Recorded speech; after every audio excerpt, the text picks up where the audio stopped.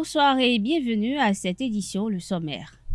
Le président du Bénin a effectué une descente au complexe Agualand 6 à Abomey-Calavi ce vendredi 1er octobre 2021. Pour la circonstance, Patrice Talon était accompagné de quelques membres de son gouvernement. Des précisions dans un instant. Les équipes dirigeantes des universités publiques sont maintenues à leur poste jusqu'à l'installation de leurs successeurs. C'est pour permettre la continuité du service.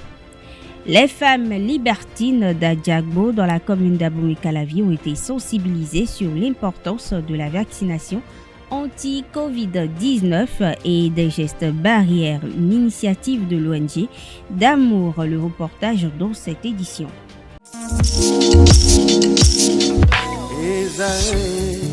Étudiantes, étudiants, parents d'élèves, nouveaux bacheliers, vous recherchez une école adéquate de formation professionnelle et pratique pour vos études supérieures? Une seule référence, ESAE. ESAE vous offre des demi-bourses et réductions dans toutes ces filières. Waouh!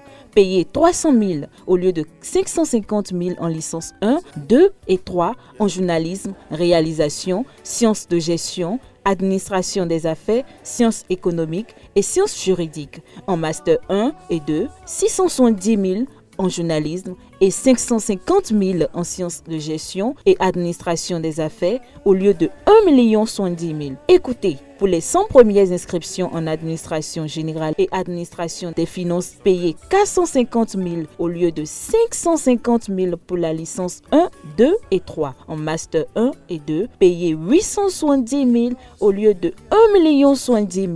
Alors, rendez-vous vite à ESAE pour la rentrée académique 2021-2022. Les deuxième et troisième années démarrent le 20 septembre 2021 et la première année le 11 octobre 2021. Informations et renseignements, ESAE Cotonou, 3e rue à droite en quittant le carrefour Jadot pour la BIBE Jéricho. Téléphone 96 80 55 11 ou 98 98 14 00 ou encore 90 93 65 21.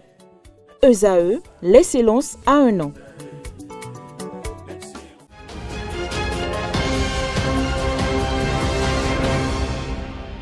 À nouveau, bonsoir. Annoncé pour être le premier à visiter le splendide complexe touristique Agualand CTA avant l'ouverture de ses portes au grand public.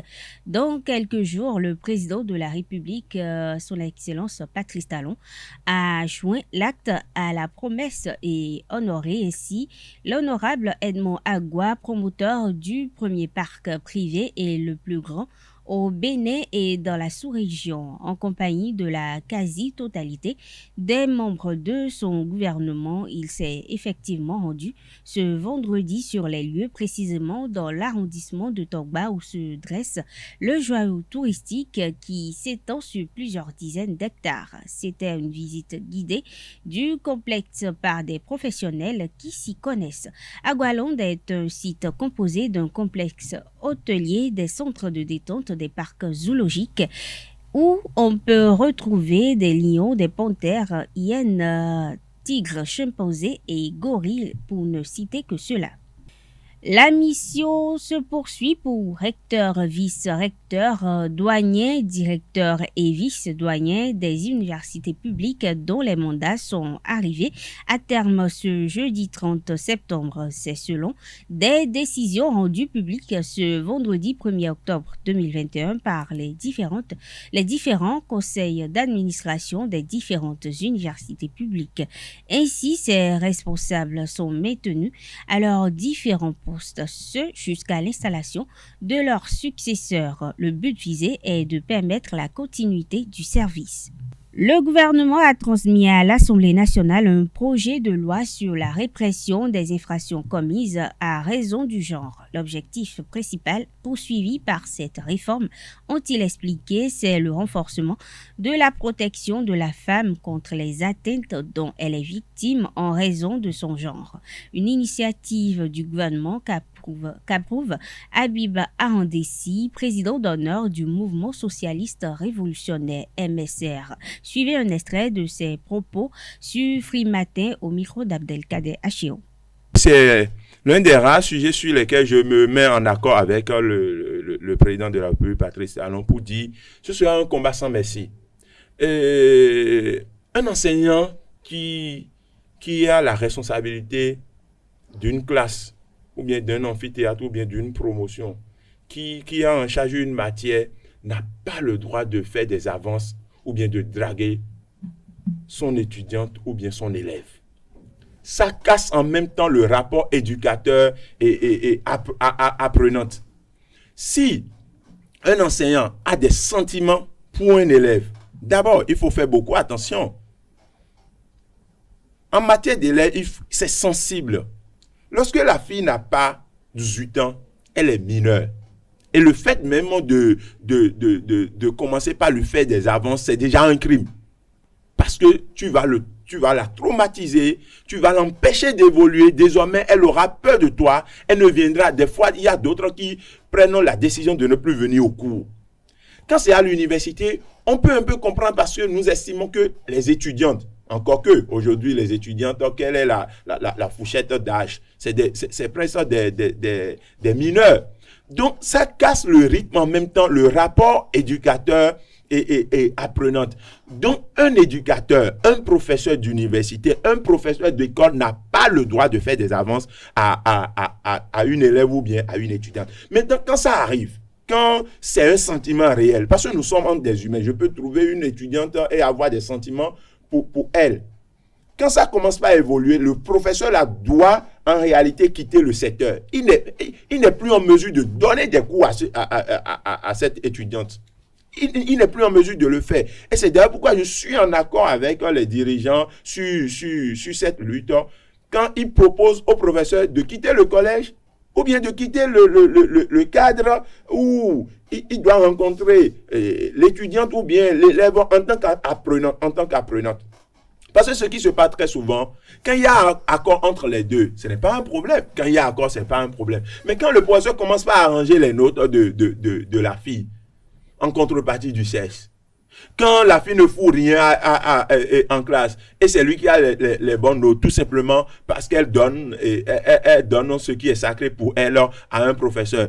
Et quand ce n'est pas aussi sérieux que le professeur est dans une dynamique de faire, de partie, et il file la mèche à un autre professeur. Et du coup, la fille prend le fait de se donner aux enseignants comme une norme et partage même ça avec ses camarades pour dire professeur, c'est le professeur de mathématiques là, c'est grâce à lui, moi je suis à ce niveau. Et les autres commencent par se dire donc pour sortir, pour réussir aujourd'hui, pour réussir aujourd'hui, il faut se donner à l'enseignant. À l'université, vous et moi, nous avons commencé la première année dans ce pays. Comment nous percevons nos enseignants? C'est en deuxième année, moi, j'ai cassé ce mythe-là. On perçoit nos enseignants comme des dieux. On les voyait comme des gens qui avaient nos destins entre leurs mains. Ce qui est faux. Un enseignant et un étudiant, c'est des partenaires. Et un enseignant n'a même pas le droit de menacer un étudiant pour dire écoute, si jamais tu fais ça encore, tu ne vas plus jamais réussir à l'université. En réalité, un enseignant qui dit ça, il faut porter plainte contre lui. Pourquoi il va dire ça? Il est un enseignant. Il peut demander à l'étudiant ce que tu as fait, ce n'est pas bon, il faut te corriger. Mais menacer un étudiant devant tout le monde pour dire avec moi là on ne s'amuse pas, sinon tu vas faire 5 ans en première année. Et quand nous entendons des choses du genre, nous estimons que nos enseignants à l'université sont des dieux, alors que ce sont des hommes comme nous, c'est des partenaires. Et des jurisprudences. Voilà, et ce sont des parents d'étudiants aussi. Et quand l'étudiante entend ça, quand la fille entend que si jamais ce professeur-là se fâche contre toi, tu ne peux pas réussir. J'ai eu des cas, en tant qu'ancien acteur du mouvement étudiant, j'ai eu beaucoup de cas. Je suis allé même renvoyer un professeur à l'ENAM à cause de ça, parce que la fille a manqué les cours pendant 2 mois. Tout simplement parce que l'enseignant lui a fait des avances et a insisté plusieurs fois pour dire il faut demander à tes amis. Moi, c'est ce que je fais. Si tu veux qu'on se comprenne là, il faut accepter. Et puis, la fille a pris peur. Elle ne venait plus au cours. J'ai dit non. Quand le dossier est arrivé, j'ai dit allons-y. Donc, pour vous dire quoi? Donc, quand nous percevons... L'idée, elle est novatrice, elle est bonne. Elle est bonne et il faut... Le Patrice Talon a bien pensé pour une fois, pour vous. Pour moi, c'est rare de me mettre en accord avec le président de la République, Patrice Talon, mais sur ce dossier de lutte contre les harceleurs, la punition des harceleurs, je pense que nous sommes en accord et cette lutte sera sans merci. Mais, il y a des gains à porter et je me mets en accord également avec Da qui dit il ne faut pas qu'on profite des lois sur le harcèlement, les lois en faveur des femmes, pour des règlements de compte pour des règlements de compte. Et le dernier cas, je voudrais l'évoquer, sinon ça va m'échapper, excuse-moi Cadet. Par exemple, regardez ce qui s'est passé ces 3 derniers jours à l'université d'Abomey-Calavi par rapport à toute l'équipe des canals de la FAS. À toute l'équipe des canals, le doyen, le vice-doyen et le chef scolarité, où une fille qui a fini son stage depuis octobre 2020, qui venait travailler, c'est-à-dire les jobs journaliers, et qui se retrouve subitement à la veille de la nomination des doyens. Normalement, c'est le vendredi, ça doit se passer, ou bien aujourd'hui, je ne sais pas. Mais qui, à la veille des élections de doyens, de recteurs, de nomination, se retrouve au commissariat pour porter plainte subitement contre un doyen. Et les réseaux sociaux ont été mis à contribution. Le doyen a été déposé en prison. Vous êtes un peu sceptique et dubitatif sur la question, Je dis, moi, j'ai fait mes enquêtes et je dis, il n'y avait aucune logique, il n'y avait aucune chronologie dans les faits. Et donc, puisque le doyen a des ambitions pour reconduire son mandat, on a mis ça là en jeu. Et quand tu es chef d'État, on cite le nom d'un enseignant dans un dossier de harcèlement sexuel. Lui, il est disqualifié pour être doyen. Nous avons vu l'affaire DSK dans ce pays. Et regardez, il y a beaucoup de faits dont nous ne devons pas profiter en réalité. Et c'est en ça que je demande aux législateurs de réellement mettre les gants et d'encadrer. Pour qu'on n'assiste pas. La tête de Dan ne me plaît pas. Et je veux finir peut-être avec Radio Planète. Je décide de lui envoyer une fille sans que la fille ne lui fasse rien du tout. La fille se retrouve au commissariat pour dire « Dan m'a harcelé ». Restons avec Habib Arondessi qui, au cours de son argumentaire, caricature ce qu'il en est du harcèlement à l'université Abomey-Calavi. Suivons-le à nouveau. Le harcèlement sexuel, c'est un crime. Il faut le dire sans détour, c'est un crime. Et quand nous savons tous que nous avons des enfants, des filles, nous avons des sœurs et nous avons des femmes qui sont appelés à aller travailler, qui sont appelés à aller à l'école ou dans nos universités, et que un homme comme nous commence par les harceler.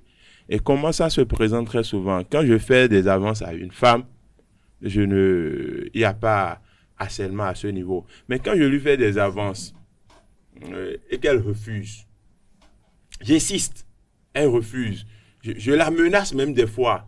Elle continue de refuser. Nous sommes rentrés dans du harcèlement sexuel. Quand un chef demande à une étudiante, quand un enseignant demande à une étudiante, toi viens à la maison, et l'étudiante refuse, tout ça là, et on lui dit même, tu me connais, moi je suis un dieu à l'université. Si tu ne viens pas à la maison, tu vas voir, toi-même tu auras le résultat. C'est du harcèlement sexuel. Et pourquoi c'est un crime? Juste parce que l'enseignant a fait une pression sur l'étudiante, ça peut pousser l'étudiante à abandonner son cursus universitaire. Du moment où elle est traumatisée, elle a peur. D'autres n'arrivent pas à résister, elles sont obligées de se donner. Dans nos administrations publiques, c'est devenu même une norme. Et quand il y a une qui résiste, les autres lui disent, mais écoute, tu sais ce que nous on a fait pour être à ce niveau? Donc, il y a des femmes aujourd'hui qui ne travaillent pas parce que leur patron les a harcelés. Il y a de nos jeunes sœurs qui ne viennent plus à l'université, qui ne viennent plus au cours parce que leur directeur d'école ou bien leur doyen de faculté ou bien leur enseignant les a harcelés. Et quand c'est comme ça, quel type de société nous voulons construire? Quel type de société nous voulons construire? Je suis parfaitement d'accord avec Da qu'il y a des réalités de chez nous qui ne nous permettent pas d'appréhender le concept ou bien le phénomène d'harcèlement sexuel de la même manière. Je suis d'accord. Quand par exemple je trouve une fille en chemin et je lui fais de petits yeux, c'est-à-dire je lui fais des clins d'œil. Chez nous, ce n'est pas du harcèlement. Mais quand tu le fais en France, en Amérique ou bien dans certains pays, le simple regard c'est-à-dire la fille peut porter plainte contre toi pour le simple regard. Et elle peut exprimer que ce regard est de trop. Et quand c'est de trop, c'est du harcèlement sexuel. Quand en marchant... À vous entendre, oui, il faut reconsidérer un peu la qualification du harcèlement sexuel. Oui, le harcèlement sexuel est un construit. C'est un construit. Bon, je parle en termes sociologiques, c'est un construit. Et puisque c'est un construit, nous devons l'appréhender à travers nos réalités. Mais ces réalités, la considération de ces réalités ne doit pas nous pousser à livrer les victimes ou bien à nous moquer des victimes ou bien à banaliser les victimes du harcèlement sexuel comme nous avons l'habitude de remarquer. Tu as accepté l'invitation du monsieur et tu dis qu'il t'a harcelé. Non. Vous savez, une femme que j'invite peut accepter venir à mon invitation sans avoir envie de sortir avec moi. Parce que pour sortir avec moi... Est-ce qu'elle peut se rendre à cette invitation à contre-cœur? Non. Écoutez, vous voyez une fille en route, vous prenez son numéro. Juste là. Même si vous avez l'envie de lui faire des avances, ou bien vous lui faites des avances, après elle dit non. Et puis après, vous rentrez en lien avec elle comme amie. Et vous l'invitez dans un restaurant. Elle peut venir à cette invitation. Cela ne veut pas dire que déjà, elle est consentante. Mais très souvent, dans nos sociétés ou bien dans notre contexte, quand on invite une femme et qu'elle arrive et quand elle mange même là, on estime que bon, elle est déjà condamnée.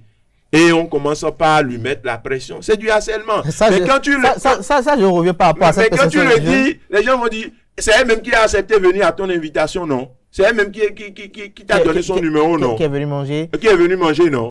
L'organisation non gouvernementale ONG Foyer d'amour a sensibilisé ce vendredi matin les femmes libertines d'Adjagbo dans la commune d'Abomey-Calavi sur l'importance de la vaccination anti-Covid et du respect des gestes barrières grâce à l'appui de l'ambassade de Chine au Bénin. Son président Adrien Tchomakou a fait don de masques médicaux et de gel hydraulique à des interlocutrices. Reportage signé Larius Adjagounou. En riposte à la recrudescence de la pandémie de Covid-19 au Bénin, l'ONG Foyer d'amour vient en croisade chez les filles de joie d'Adjagbo dans la commune d'Abomey-Calavi. Cette descente vise à inviter les femmes libertines à se faire vacciner afin non seulement de se protéger, mais aussi et surtout leurs clients. Vous êtes déjà vacciné contre Covid? Non, pas encore. Toi, tu t'es vacciné? Et les autres? Vous êtes près d'une cinquantaine et personne ne s'est vacciné. Vous devez aller vous faire vacciner. Non, le vaccin ne tue pas. Vous devez aller vous faire vacciner. Quand vous vous faites vacciner, vous êtes sûr à 90% que si éventuellement vous attrapez cette maladie, vous ne pouvez plus en mourir. Donc tous allons nous faire vacciner. La vaccination ne soustrait pas du respect des gestes barrières, surtout dans ce milieu discret où le risque de propagation de la maladie est élevé. Pour une lutte efficace, les responsables de l'ONG Foyer d'amour ont offert aux prostituées des masques et gels hydroalcooliques mis à leur disposition par l'ambassade de Chine au Bénin. Ce que nous attendons de vous, c'est vrai, nous allons vous donner une importante quantité de masques et de gel hydroalcoolique. Dès que vos partenaires viennent, la première des choses, c'est qu'il faut leur imposer qu'ils vous tendent la main pour que vous leur donnez quelques gouttes de gel hydroalcoolique qu'ils vont frotter avant que vous leur remettez le masque. Une fois le masque remis, vous pouvez passer à l'acte. Et il est souhaitable que vous leur donnez votre derrière. Vous donnez le derrière, c'est bon, non? Oui, c'est très doux même. Le derrière est doux, non? Oui, c'est très doux. Le président du réseau des organisations de la société civile de l'Afrique de l'Ouest, présent à cette sensibilisation, va appuyer le discours clair et concis du président Adrien Tchomakou. Il est très important aujourd'hui. Ne s'amusez pas avec cette maladie. C'est pour cela que l'ONG Foyer d'amour a allé faire le plaidoyer au niveau de ses partenaires, le partenaire principal qui est l'ambassade de la Chine. Et c'est le moment de remercier l'ambassadeur pour tout ce qu'il fait pour cette ONG, pour le Bénin et le monde entier. C'est l'occasion pour moi d'inviter des autres partenaires à rejoindre l'ONG pour accompagner l'ONG dans sa mission de la lutte contre le Covid-19 et surtout sur la vaccination. La présente campagne de sensibilisation entre dans le cadre de la mise en œuvre du projet Non à la Covid-19, je respecte les gestes barrières, initié par l'ONG Foyer d'Amour depuis août 2020. Le président de l'ONG Foyer d'Amour, Adrien Tchomakou, et le président du réseau des organisateurs de la société civile de l'Afrique de l'Ouest, Paul Corvi Adaou, ont lancé un appel de mobilisation générale pour contenir la pandémie de Covid-19. Avant l'appel, nous rendons un vibrant hommage à l'ambassadeur de la CIMPRA le Bénin qui nous a soutenus. Notre appel est le suivant, c'est que tout le peuple béninois se lève comme un seul homme pour aller se faire vacciner contre la Covid-19 et respecter les gestes barrières. Le projet Non à la Covid-19, je respecte les gestes barrières de Foyer d'Amour ONG, est un projet qui nous amène à sensibiliser toutes les couches vulnérables et tout le peuple en général contre cette pandémie. Le mal existe, nous enregistrons assez de morts en République du Bénin. Le Bénin se bat, le gouvernement se bat. Nous sommes là pour appuyer le gouvernement, nous sommes là pour accompagner le Bénin et nous tendons la main aux autres partenaires de venir nous soutenir, de venir nous appuyer pour que nous puissions chasser de notre pays cette pandémie qu'est la Covid-19. L'histoire de Covid-19 aujourd'hui, c'est la toute première fois que je vois une ONG qui se met dedans avec ses moyens, sans aucun soutien, mais qui se donne à ça. Aujourd'hui, nous devons l'accompagner. C'est pour cela que je lance cet appel à tous les partenaires à accompagner l'ONG parce que ce n'est pas seulement ce lieu seul. Il y en a, quand vous prenez Djonké, dans toutes les localités aujourd'hui, ça existe. Donc s'il arrive à atteindre cet objectif, je vous assure tout que nous allons radier complètement le Covid-19 au Bénin. Parce que nos parents qui défilent la nuit pas ici se contaminent facilement. Je vous ai dit tout à l'heure, on peut faire le test. Vous allez voir qu'on va identifier tout de suite ces gens-là qui ont de Covid. Mais parce qu'ils ne savent pas ce qu'on appelle comme ça, ils se disent, bon, ça ne dit rien. Alors aujourd'hui, il faut dire merci à cette ONG et dire merci à travers son partenaire, l'ambassade de la Chine qui l'accompagne et aussi à toute la presse béninoise qui l'accompagne aussi dans ce domaine. 104 personnes ont bénéficié de 476 447 465 francs CFA débloqués par le gouvernement. Ce chèque a été remis par la commission en charge du processus de dédommagement des sinistrés du projet de construction des logements sociaux à Parakou. C'était le mercredi 28 septembre dernier à la salle de la mairie de la ville en présence du chargé de mission du préfet de Borgou. Au cours de la remise des chèques aux sinistrés le mercredi 28 septembre dernier, le maire de Parakou, Zimé Chabi, a remercié le président Talon au nom des bénéficiaires pour le caractère social qu'il place dans la réalisation du PAG en indemnisant systématiquement toute personne affectée par les divers projets. Les personnes affectées ont été dédommagées après traitement de leurs dossiers. 630 dossiers au total ont été reçus et traités à 100% par la commission. Des 450 validés, 148 déjà signés par PAP ont été payés. Le reste est en cours de signature. Quant aux dossiers irréguliers, incomplets ou litigieux, ils ont été affichés à la mairie aux fins de régulation. Il faut noter qu'une seconde phase de collecte de dossiers de dédommagement est ouverte depuis ce jeudi 30 septembre 2021. C'est en faveur des personnes retardataires, affectées par le projet de construction des logements sociaux à Parakou. Une apprentie coiffeuse de 15 ans a été séquestrée et violée par un étudiant âgé de 26 ans dans la commune de Dongbo, département de l'Ouémé. Selon les informations rendues publiques ce vendredi 1er octobre, l'apprentie coiffeuse a fugué suite à une dispute avec ses parents. Elle a été retrouvée après une semaine au domicile du jeune étudiant. Poursuivi pour viol et séquestration sur mineur, l'étudiant a été présenté au procureur.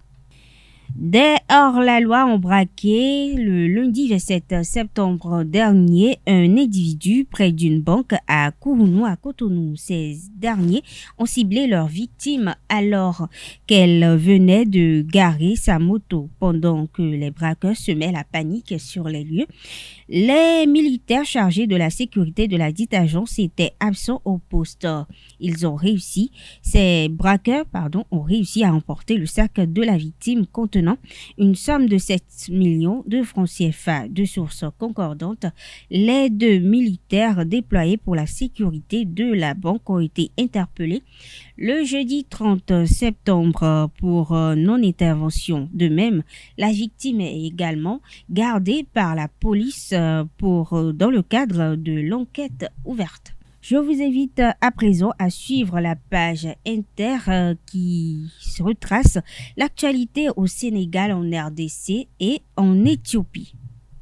En RDC, suite à la perturbation du calendrier scolaire par la pandémie du Covid-19, élèves et enseignants n'auront qu'un mois de vacances. La rentrée des classes est prévue pour lundi 4 octobre 2021. Le gouvernement espère que la nouvelle année sera moins perturbée que la précédente. En plus de la pandémie, les autorités souhaitent éviter à tout prix les mouvements de grève du personnel enseignant. Ainsi, gouvernement et syndicalistes se sont réunis depuis le début de la semaine pour trouver un compromis permettant de vider les litiges des années précédentes et aborder la nouvelle année avec sérénité. Les enseignants exigent l'application des augmentations salariales comme convenu avec le gouvernement dans le cadre du protocole d'accord dit de Babwa du nom d'un quartier de la banlieue de Kinshasa où a été conclu il y a 2 ans cet arrangement. 3 régions d'Éthiopie ont voté ce jeudi des scrutins qui se sont déroulés sans incident, mais qui ne portaient pas beaucoup d'enjeux. Ils concernaient les députés des régions Somalie, Harari et des nationalités et peuples du Sud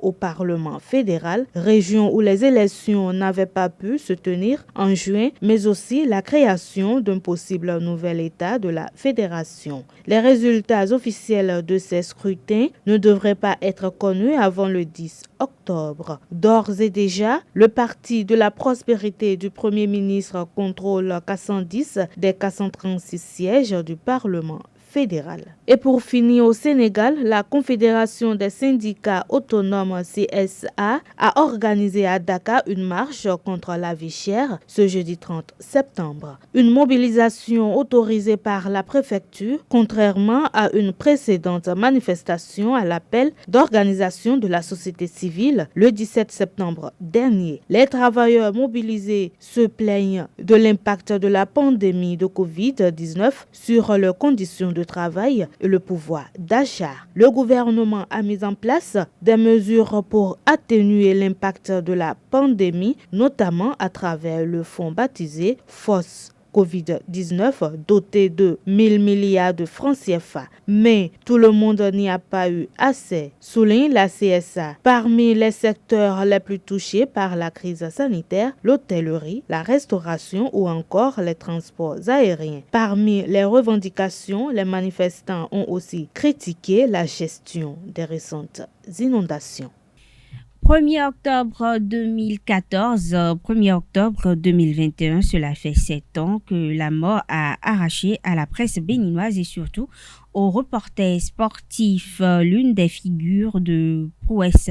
François Messon, considéré comme le meilleur de sa génération, François, alias Tchesco, s'est endormi dans le Seigneur à l'âge de 33 ans.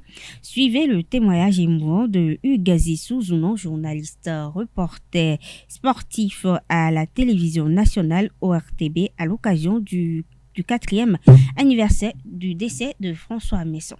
Je ne fais pas partie des gens qui, une fois après la mort, passent leur temps à passer l'éponge ou à être élogieux, mais sur lui particulièrement, au-delà du talent, c'est l'être humain en fait. C'est son côté humain hors norme qui marque ou qui a marqué les esprits. C'est ça surtout ce qu'on retient de lui. Aujourd'hui, il n'est plus là, Mais il a marqué tout le monde. Il a marqué tout le monde, même les plus grands reporters. Ils le savent, à moins que les gens ne veulent pas être honnêtes. Je crois que sa qualité première, c'est l'art de l'improvisation, en fait. C'est unique en lui, c'est unique.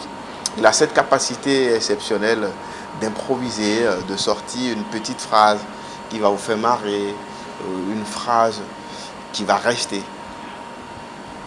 Maintenant, il n'est plus là, la vie continue. Ce qu'on va lui souhaiter, c'est que sa femme et surtout sa fille aient les moyens pour continuer les études. Pour moi, le plus important, c'est de penser à sa fille, de penser à ses frères, de penser à tous ceux qu'il aime. Et moi, j'ai franchement une pieuse pensée pour toi, Chesco, comme on l'appelle. L'envie, vraiment, je suis très très touché parce que je faisais partie quand même des gens sur qui il se reposait. Je faisais partie des gens qui pouvaient lui dire franchement les choses telles que je les ressens, sans détour. Non, dans nos discussions, je sais qu'il est frustré à un moment donné. Il estimait qu'il avait un talent et qu'il n'était pas traité à la hauteur. Je pense également que la frustration était là parce que être reporter sportif, ne pas pouvoir faire un seul voyage en Europe, être reporter sportif, ne pas pouvoir vivre une phase finale de Coupe du Monde de football, être reporter sportif, ne pas pouvoir faire les JO et partir aussitôt. Mais pour lui, la frustration, c'est qu'il estimait qu'il pouvait mieux faire. Il estimait également qu'on ne lui donnait pas tout ce qu'on pouvait lui donner. Et il vivait quand même certaines frustrations. On ne va pas citer toutes ces frustrations sur votre média pour ne pas frustrer d'autres personnes qui peut-être, eux, faisaient les choses de bonne foi et qui malheureusement empiétaient ses intérêts. Ça fait partie de la vie. Partout où nous sommes, nous vivons des frustrations. La vie est une lutte. Donc avancer malgré les frustrations. Et c'est ça la vie. Mesdames et messieurs, ainsi prend fin cette édition. Merci de l'avoir suivi. Agréable week-end à toutes et à tous.